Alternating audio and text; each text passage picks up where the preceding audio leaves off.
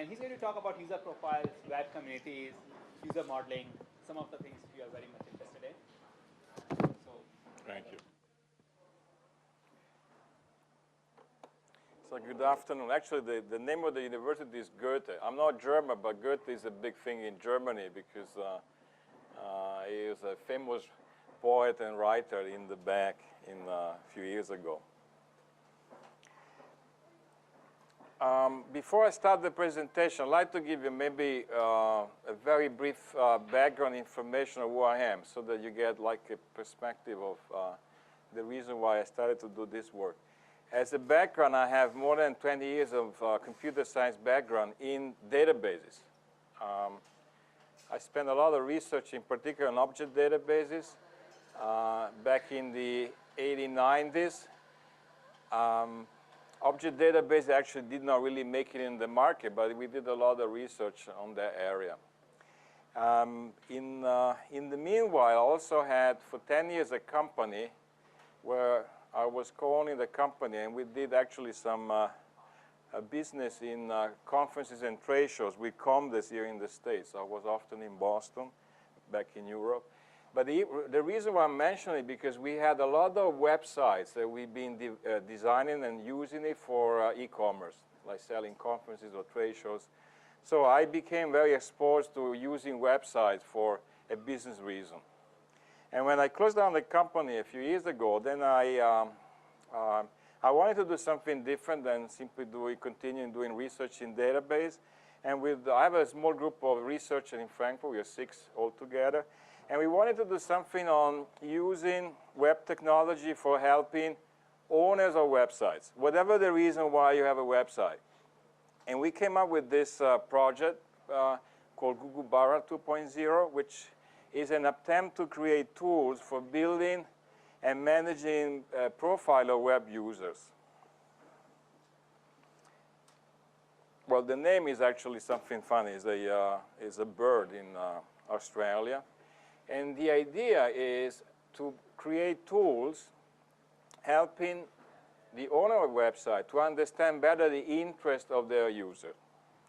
The assumption that you have to be registered to a website, so you are willing to give your information, your profile, and there must be a reason why you are registered on this website, and the owner might have a business reason why he has this website, and we build a user profile for each user.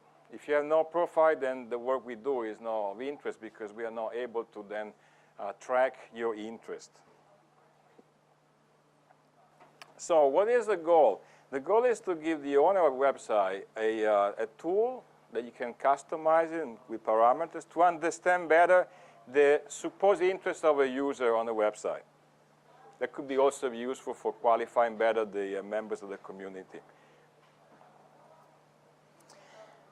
So what we do, we are actually creating a profile for each registered user, and we collect in the profile not only the obvious information, the one you're already giving us, like a name or address, but also we try to understand what you've done on the website, and we analyze some of the action you do or the pages that you look at, the duration.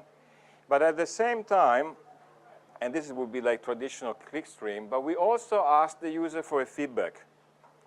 So the innovative part of building this profile, on one side, we look at the user behavior on the website, and at the same time, we're also asking the feedback. And then we compare what you've done on the website and what you told us, and we recalculate the profile, taking into account the difference between what you are doing on the website and the feedback. And then you have a bunch of, let's say you have a million users on a website, and each one has a session, and you calculate the profile maybe 1 or 2 times per session. You have a lot of numbers. And then it's very difficult to do something with all the numbers. And when we try to cluster user with similar profile so that we can show more visually classes of users that are sharing some kind of common interest. So we cluster on profile, not on clickstream. Now, why you want to do that? You know, there might be lots of reasons.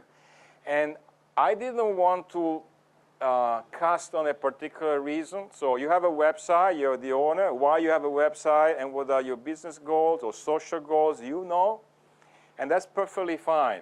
If you want to know more about your user, then the profile could be interesting information. These are some of the reasons why you might want to have a profile for the user, and we are not really bound to any of them.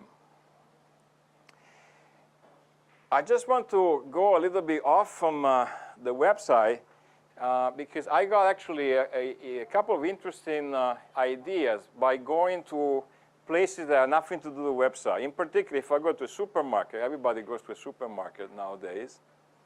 I found a kind of interesting similarity between what's going on in a supermarket and possibly what's going on a website. This is like, I think it's a French supermarket. Now, if you think of a supermarket, sometimes you go to a special location. And in such a location, you find something. Like, for example, here, if you're interested in wine, you get wine. If you're interested in meat, you go here. This is like a French version of the meat section. If you don't want to cook, you go to the frozen food section, and you find something there. You might be more on healthy food. You go fruit and vegetables. And these are areas in the supermarket where you find content. Sometimes you don't find the content because the supermarket is somehow complicated to search. What you do in a supermarket? Well, if I would have a camera and I would be able to track down what you do in a supermarket, you do all kinds of things in the supermarket. For example, I'm going back to the fruit and vegetable section. I can look at tomatoes intensely for 5 minutes. Or I can touch the tomatoes and see whether the tomato is ripe. I can take the tomato and put it back. I can take the tomato and weigh the tomato and see how heavy is the tomato. Or I can take a tomato or a bunch of tomatoes in a plastic bag and put in my whatever I'm carrying in the supermarket. So I'm doing a lot of things in the supermarket in particular section. For example, in the wine section, I might actually go and get the bottle and check on the date, on other particular information that I found. So I take the bottle, I look in and bring it back, I look at the price and stuff like that. So there's a lot of activities going on in the supermarket. Anytime you do something, you show something of yourself. Besides that, I don't know who you are. You could be a kid following your mom, and you're taking the bottle of wine, but you don't really want to buy. You could be actually the father that's really interested in buying the bottle of wines. So there's a bunch of things that can happen in a supermarket. And each of these guys is actually doing something differently and similar, and he's showing some kind of pattern of behavior that could be interesting to analyze. Location are done in a supermarket where you try to put products that have some similarities. But locations are not always the same. I don't know about here, but for example, in Germany, which is actually sad, but close to the cash, you put all the products that are actually very relevant. For example, I don't know, definitely not in the United States, but in Germany, you'll be very surprised. When you go to the cash to pay, on top of the cash, you have cigarettes. That's actually amazing. So you go to the cash. You can't miss the cash because to get out of the supermarket, you have to leave the supermarket for the cash. And then you have all the cigarettes. You pay a lot of money to put the cigarettes there, and somehow the law allows you to do it. So the interesting thing is you are a little kid, and you are exposed to cigarettes. So location in supermarket are kind of specific, and the content you put into location are actually very important. You can put something very expensive, or you can put something not very expensive in the corner of a supermarket where maybe people don't go very often. And on top of that, why you go to a supermarket? Well, it depends. It depends on who you are. You can pay something, but not necessarily. You can go to a supermarket because you are with somebody else and you don't pay anything, but you touch a lot of things. So at the end of the day, for example, the action I finally pay, of course, qualifies as a buyer. But what you've done before, was an expression of the interest of what you've done in a supermarket. Now, this is what happened to me when I go to a supermarket. it was very interesting when I went to the cafeteria. I'm the first time at Google, but I used to work at IBM here in the Valley. I was at IBM Almaden more than 20 years ago. And the cafeteria there was very nice, but it was very different than here. Here you have a very dynamic cafeteria where people do all kinds of things. And for me, the cafeteria is similar to a supermarket somehow. You touch, you do things, and you don't pay. But at the end of the day, you might take some food or not. So the question is, who are all these customers? And how do I know what they want? Well, I can track what they do, but that's only one part of the story, because I might also ask the feedback, and get to learn from them what they think is their interest, and then try to compare it with what actually they do. So that's the starting point. And going back to a website, we wanted to offer a kind of tool set that you can parameterize and customize depending on your needs. So that's why we wanted to do something that is not bound to a particular strategy and offer it to the owner. And we call it non-obvious profile because that's a non-obvious part of the profile of a user. And we use parameters, so with this we can combine with the chosen parameter, deploy a strategy for managing these profiles. And again, the profile is done in two parts, looking at what you do and asking you a feedback. Very brief history on the project. We started late in 2004 in my group in Frankfurt. And we did the first toy prototype. We call it Gugubarra 1.0. Just to show the idea, we presented a couple of CeBIT trade shows. And now we are re-engineering the whole thing in Gugubarra 2.0. We are at a design phase, and we will start some kind of implementation in parallel. So I'm also interested to learn what kind of feedback you might have. So how does it work, at least in our approach? Each user should have a profile. The goal of the thing is that it is visible, it is known. There should be a reason why a user is registered, and there should be a reason why a user and the owner website do share a profile. If it's no reason, you don't use it, then that's not the point. The profile, for the moment being, is only visible to the user, but nothing forbids that this part of the profile could be visible to the community. I got the feedback during one of my presentations. We didn't think about it, but it could actually show part of the profile, not the name, but the behavioral part, also to the rest of the community, and that could be like community-driven thing. Again.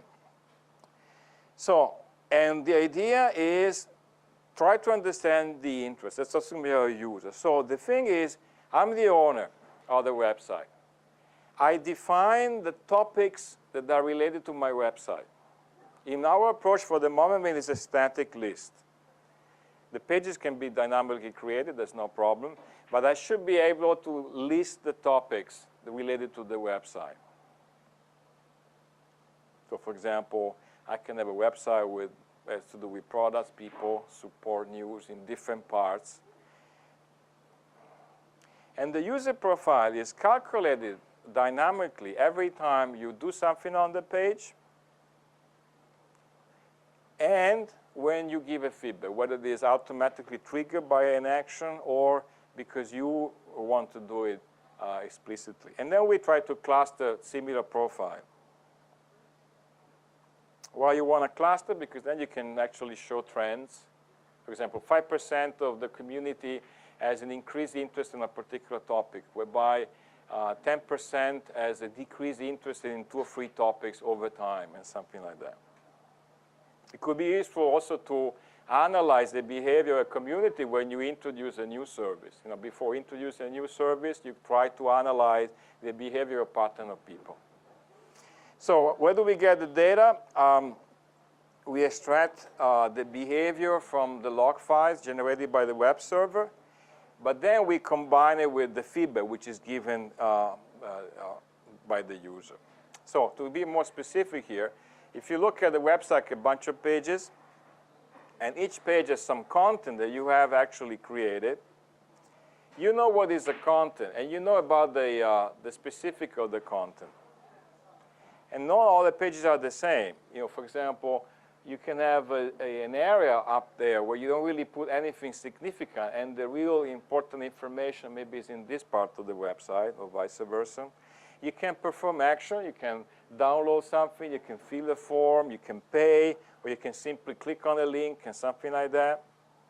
So not all the actions are the same, at least from the owner perspective.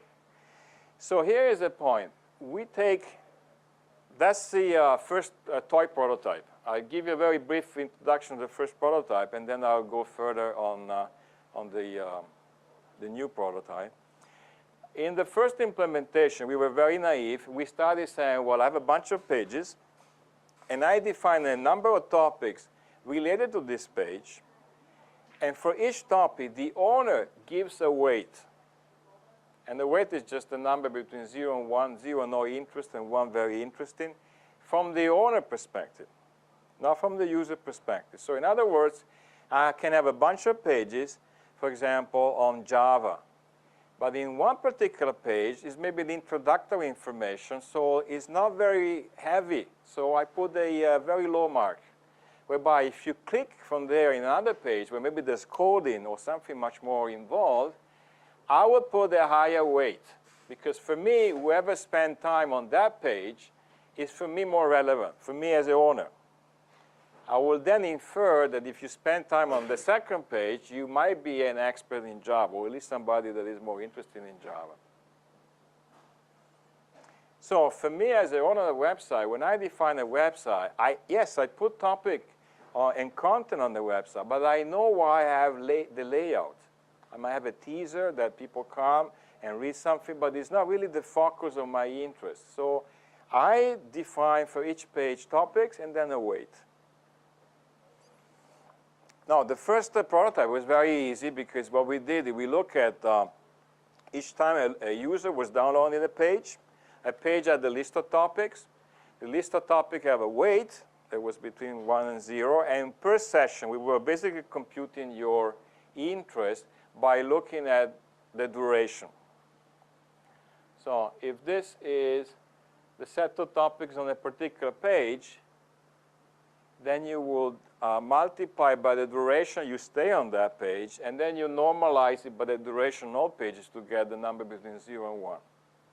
Very naive for a number of reasons. Why is naive? Because I can spend 2 hours on a page, and it doesn't really mean that I'm actually doing something interesting on that page. I can sleep. I can go to the toilet, come back. I spend an hour on that page. On top of that, the page is very big. Maybe I'm only interested in the left corner where there is something on a particular topic, and I really have nothing to do with the rest of the page. But since I created the page and I put a lot of weight on one part of the page, then I'm inferring an interest that you don't have. But that was very easy to demonstrate it. So there were a lot of limitations on this approach. It was page-based. And of course, sometimes you really want to see the parts of the page. It was not action-based, so I was not taking into account any action you do on the website, but only the duration. The duration is not an indication that you are interested. And so in the second prototype, we introduced the notion of zones and action and tried to mitigate the duration with action plus the feedback. So that's the second part. In the design of our new system, we are introducing concepts like zones, topics, action, topic and action and weight, and again, the user feedback. So I'm only focusing now on the new prototype. The first idea is that when you go to a website, not all the pages are the same. So I can define a location in the website, which is a composition of parts of a page, several pages, and we call it a zone. It could be a set of pages, a set of parts within the page, a set of parts of several pages, or any combination of. And the zone has 3 states. If it's on, it will be used in the calculation of the profile. If it's off, it will not be used in the calculation of the profile. And the first state is only used if you do an action on that page. So this is an example. This is like a Map24 is a British equivalent of a calculating route. And if you see this page, on the top, you have a banner with advertisement on broadband. On the left part, you really have the part which is really key on this website, which is calculating route and the search. And on this part, you have a bunch of advertisement. Here is the wrong company, but that's a British company. Okay, and there's a marketing. So when I define this website, whatever the reason, I don't know the reason. I don't know if I make money on this website and how, but definitely the layout has been different. So for example, let's assume I'm the owner of this website. I create 3 zones, the one on top, the one on the left, and the one here. So how do topic now fit? They don't fit into pages anymore. They fit into zones. That's the difference with the first prototype. Topics are still predefined, but now they are associated to zones. So I can have the same topic spanning through different pages, or vertical or horizontal. And again, I have a weight. So the interesting thing now is I can define the weight of a topic in different locations. So if I go back to this example here, that's the first page on top. And you see that I define, for example, 5 zones. The first zone, Z1, is actually the banner part of both pages. And then I have a specific zone, Z2, where I have the request for filling a form for the calculation. And the result is this page, where you actually give all the details of the route and the map. But here, you don't see in this snapshot, but you also have here information on relevance of hotels that are located in this area. The idea of this owner website, I think it was rather clear. I'm trying maybe to have the guy who is interested in this map to click on an hotel and maybe book it, and maybe I get a percentage out of this booking. But I don't know exactly, but that could be a business reason for that. Now, what I do with this website, I define the list of topics. For example, in my example here, 5, and they're listed over there. Broadband, finding location, calculating routes, insurance, and hotels. And then I associated the relevant topic to the zones. For example, Z1 is only broadband because I only put advertisement on broadband. But maybe, for me, this is not very important. So you see, broadband has 0.5 weight. It's a medium interest. But if I look at the zone Z2, somebody that goes there and does an action there, it will be finding a location and calculating route. There are 0.6 and 0.8 is rather high. But if you actually do fill this form and you end up here and you do something here, Z4, finding a location and calculating route are actually higher in value because you actually did calculate the route. So your interest in the service and calculating route is definitely high for me. Now, this is topic in zones. Now what we've done in the second prototype, we are looking at the action you do in the zones, not on the pages, in the zones. Action are global, so you need to tell me as an owner what kind of action you're interested.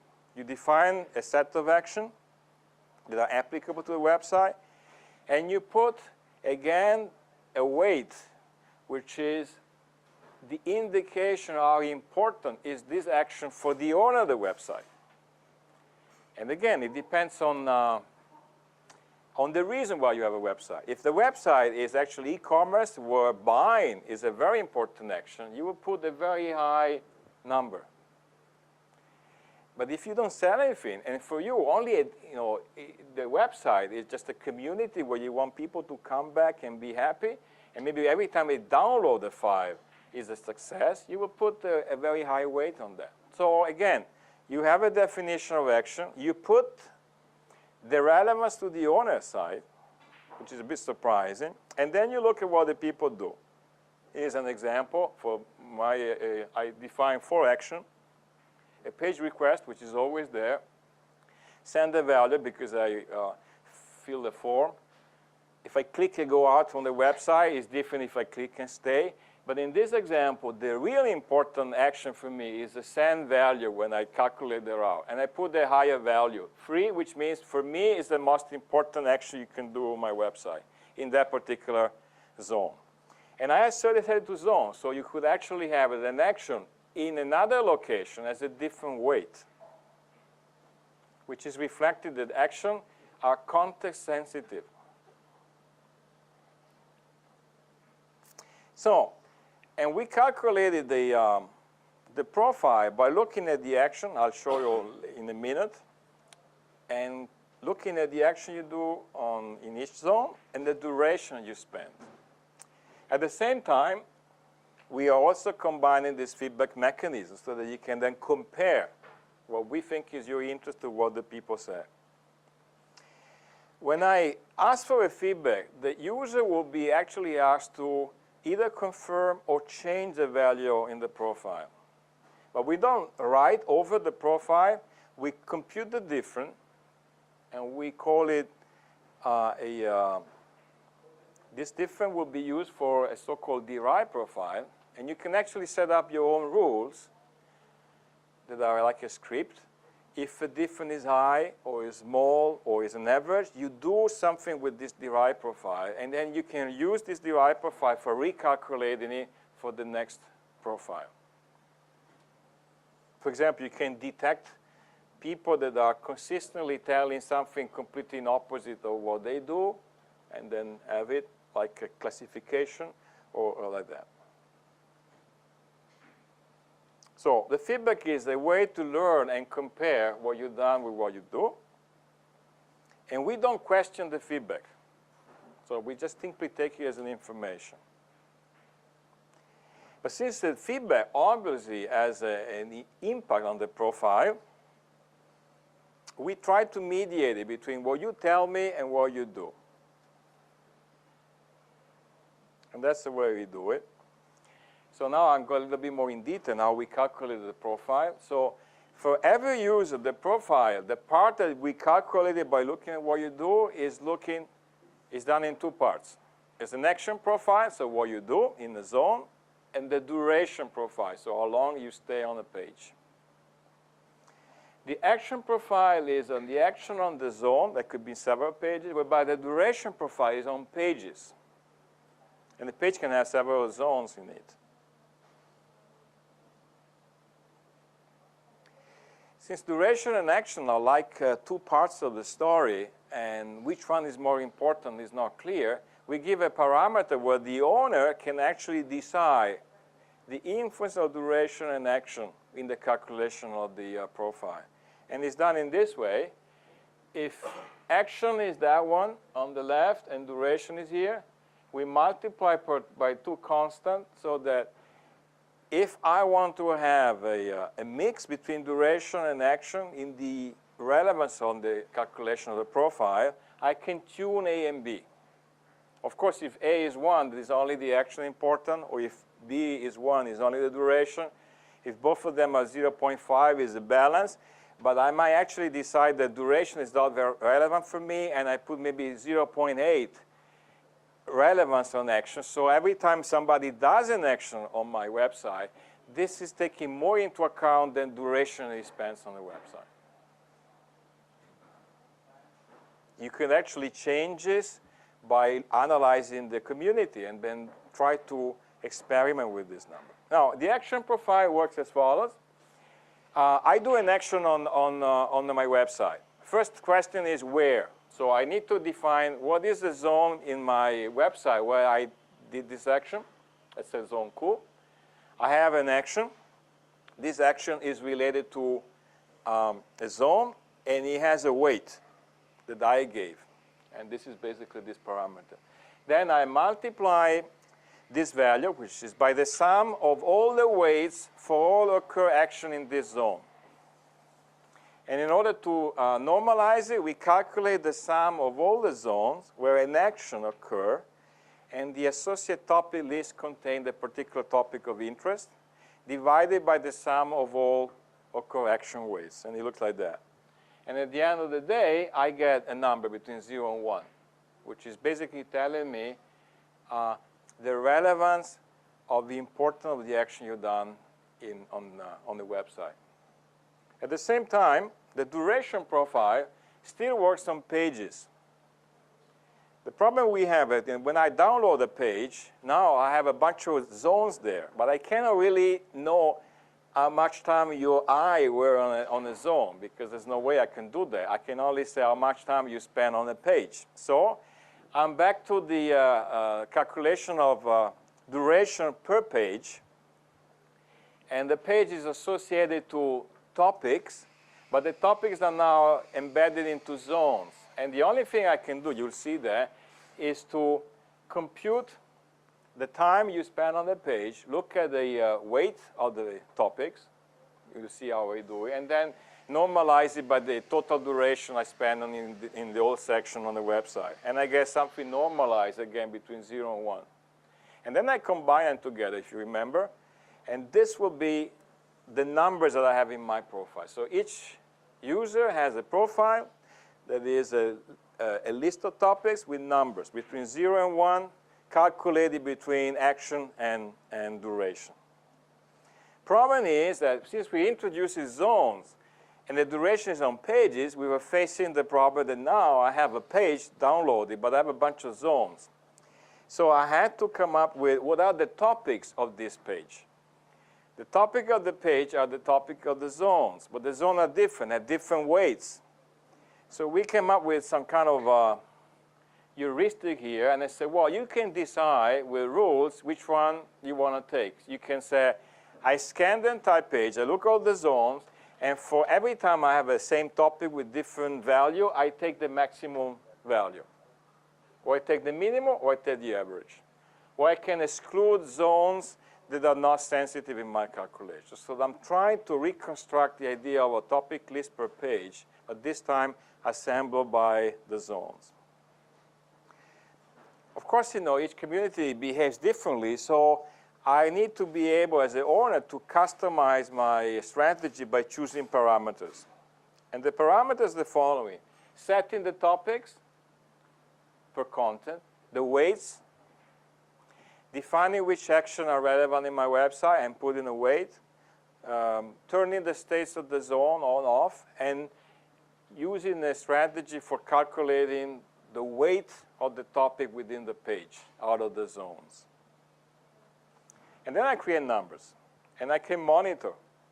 I can, you know, the strategy depends when you want to recalculate the profile. You have a profile where you can see the user Joe, if, for example, has an increased interest in Java or a decreased interest in Eclipse and so forth. And now it comes the feedback, because I can ask the user to give me feedback. The feedback is I look at the profile, either I confirm the number or I give different numbers. And now what we do, we don't take your feedback as a starting point for the profile. We don't, because we don't know the meaning of this feedback. We compute. So if NOP is a profile at time t, I ask for a feedback, or you give me a feedback. And then I calculate the difference between the profile I calculated and the feedback you gave me. That's an information. If I go in time, I can monitor you maybe a time later, and I have another profile. I can calculate the difference between what you've done before and what you've done now. I can still ask for a feedback, and I calculate the difference, but I can even calculate the difference between your feedback. So in other words, I'm able to measure all of these differences. Now, what do I do with all these differences? No, ND is a difference of your behavior that I calculated myself. D is a difference between what you do and what you tell me. And FD is basically the difference between what you tell me in the past and what you tell me now. Of course, you can even combine cross-different. What we do, we have a scripting language where the owner can decide to create rules for then calculating a derived profile based upon these numbers. The analogy I always use is you're a pilot. You know how to fly an airplane. And you have a bunch of tools in the cockpit that gives you the altitude, the humidity, whatever.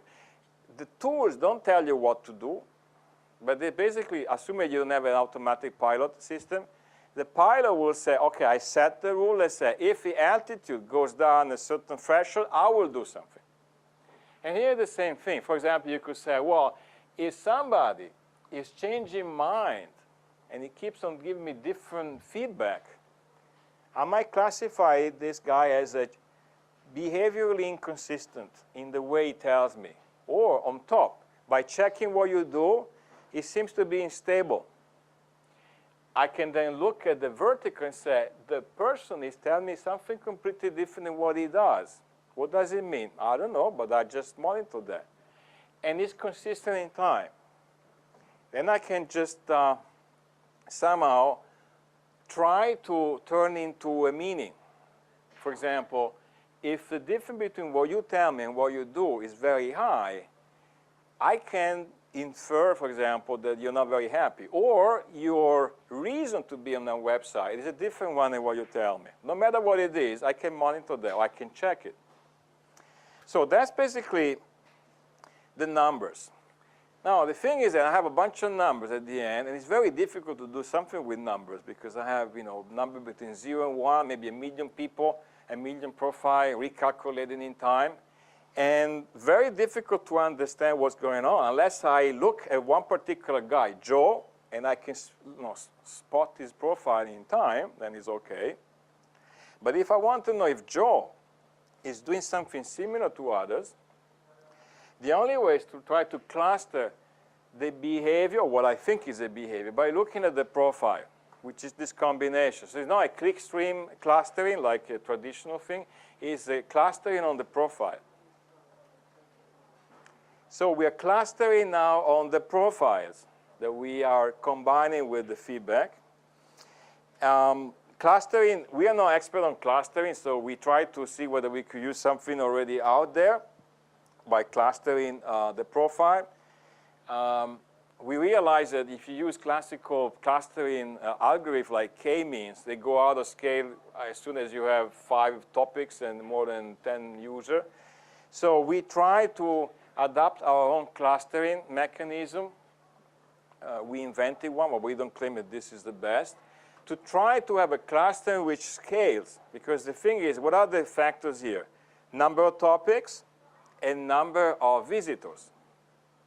And it has to be able to cluster so that at the end is reasonable the time to recompute the cluster. So we came up with something. I'll be happy to have feedback. We have a paper on that that can be downloaded from our website. And we try to adapt a cluster by priority algorithm where we don't take all the topics into consideration, but only the one at certain priority. And so we try to reduce the work of the algorithm to a certain, setting a certain threshold so that it can scale up. And we did some little experiment on that, and it's promising. With the idea that I'm trying to visualize, and the visualization is also a very difficult part, user with some similarity. For example, if I take two users, let's say US and U7, I might come up and say they have a little interest in Java. Why do I say that? Because in the course of their profile, the action, the duration of what they did on my website and their feedback combined came up with numbers that are maybe below a certain threshold, 0.3, for example, whereby this user, Bob, had absolutely no interest in Java. Maybe he didn't do any action on the website.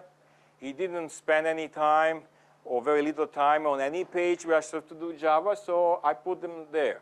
Whereby this guy maybe did a specific action, maybe download code.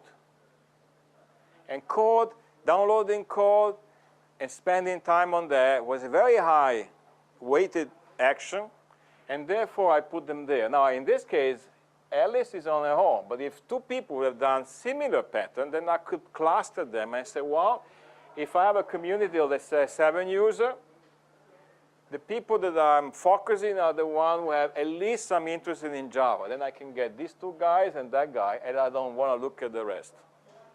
See, the cluster would avoid that you look at 1 million people. Now, what you want to do, you can choose a domain. You can find millions of domains where there's a reason why you want to cluster people. And depending on the reason, this could help you to classify. Now, if this is actually on time, then you have trends. This could be now, snapshot now, like a week later, my community has completely changed. People are disappearing from Java, so what happened? I don't know, but I can monitor that something's happening in my community or my website. What you do is another story, but at least I can have a feeling of what's going on. And that's the whole exercise of doing this project here. As I say, if you're interested in clustering, I'd be more than happy to send you more detail. And we're not really expert on clustering, so any cluster algorithm that works very fast on a bunch of numbers, we'll be very happy to use it. I'd like to finish. Well, if somebody is any interested in implementation, I have a few, let's say, additional slides on implementation. But to make it short, and also if you have any question, I have one topic that is actually interesting to me, at least, which is likely not really technical. It's not really very technical. But when you talk about profile, I think you are somehow in trouble by definition. Because the idea that you are creating a profile to a user is always very scary. Think of somebody who goes to a supermarket and you create a profile of what he has done. Oh, he has touched melon 2 times today. Oh, he has spent 5 minutes on tomatoes. And then, and you infer that this guy is a vegetarian. Or at least he has a lot of interest on veggie. He didn't look at the meat section. So I don't know if he's vegetarian or not, but definitely he's interested in fruit and vegetable. And I recorded this information, and now this is stored. We use a database like a DB2, and this is stored. How would you feel about it? Well, I think the whole idea of profiling has been captured, and you guys also did some interesting rules for what I call business code. Data protection, security, and stuff like that. I think this is a very important issue. There's one area that I don't think it is not mentioned in any, let's say, computer science presentation, and I call it social. Maybe you'll be very surprised to hear from me, but I think ultimately what we are doing by looking at the profile of people is to have them coming back. Which, if you look at marketing and say, this is a good thing.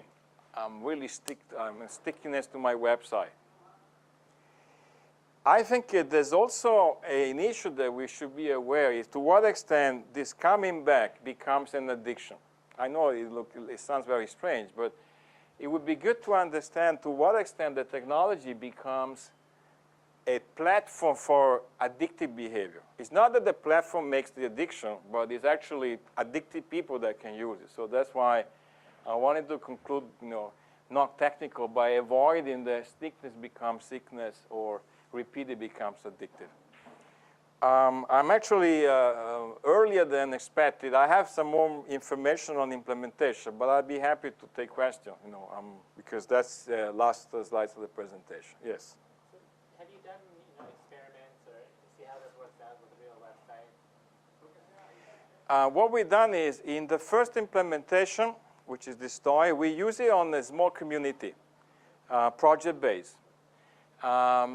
50 pages website and a community of 60 people that are using this website on a regular basis.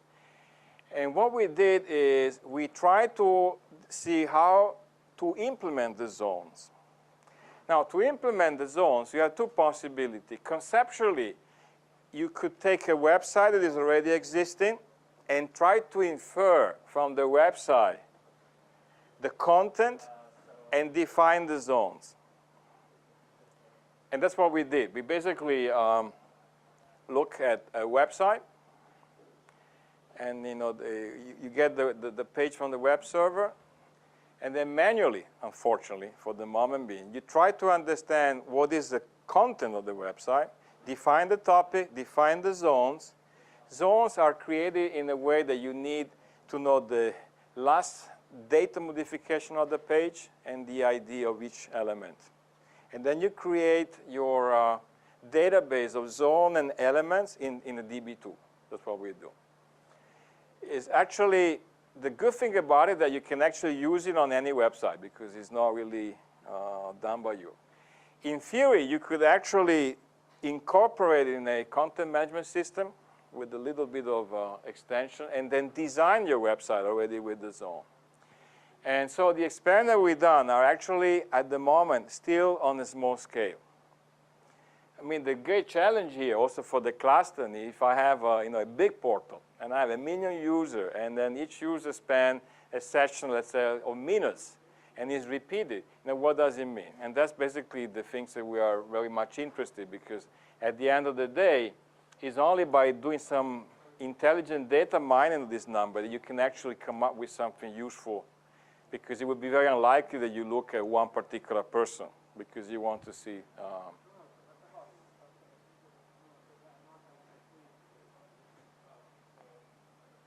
Yes? So you're getting a bunch of feedback from, let's say, some sort of your users. Yes.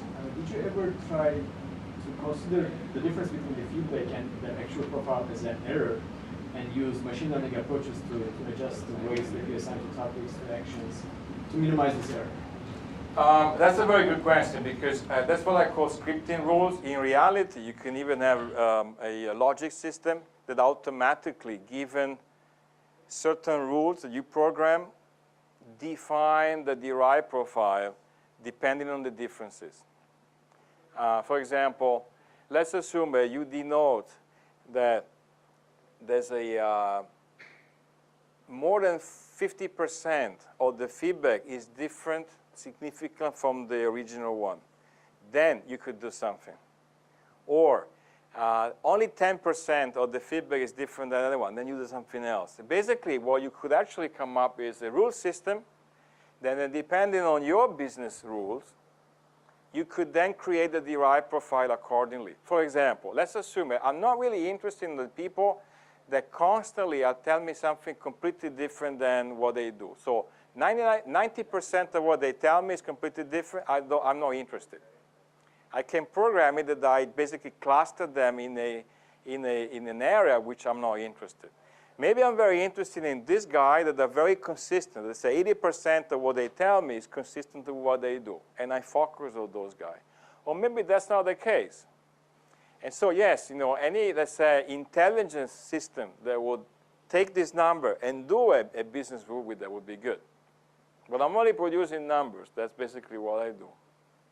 Let's consider a very simple example. Let's say we have only two topics, C++ and Java. Yes.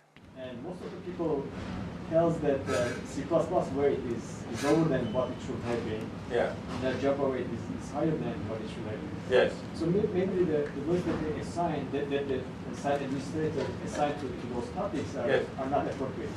Maybe if you can change them somewhat, then the feedback is gonna be very consistent with it. Yeah, that's actually would be like having a system that learns from the community and adjusts it. I think it's all possible. It's only a matter of what kind of priority you put on that. I mean, but that's a good observation. In particular, I would say when the profile becomes public to the community, it could even be that the community is influenced by, 80% of my friends have an increased interest in Java in the last week. I'm sure that this has an impact on your behavior. Or 80% of the people have a decreased interest on the topic in the last week. Why? Now, maybe you're still interested in the topic, but I think this is influencing the community. So I think it's in both ways. It could be that the system learns, so you can adjust your weight as an owner. But it could also be that the community evolves. And this is an area that I think is very interesting. We didn't have any time to look at that. And it also goes a bit into the social network things. Because especially with the Web 2.0 now, the community is influencing much more than before. And my starting point was, I have a typical website. I do the content. The guy comes, wants to get something back, and he might get something that he's looking for or not. With the Web 2.0 and the community thing, I think this creates a completely different dynamic. That could be an interesting, very interesting area to look at. So I take it I also added the other part. Because if a profile is visible to the community, there is definitely an impact on the people, as opposed to if each individual profile is only visible to the user and the owner. Yes. So if someone's user profile is inconsistent with their feedback, Yes. Where do you think the error lies? Or how do you measure ground truth? Is the feedback wrong? Is the profiling system wrong? We're not trying to understand if it's right or wrong. That's the thing. We don't try to give a meaning. I'm only monitoring that the feedback you give me is different than what you do. I don't try to question. What you could do is to try to see on the scale of all the users whether this is a pattern.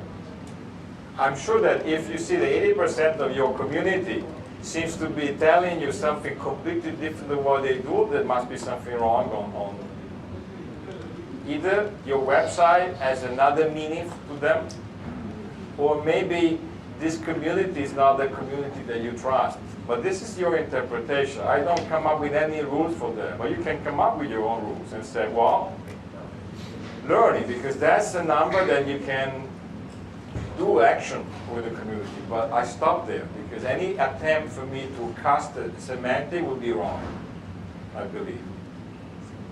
At least that's the starting point I have.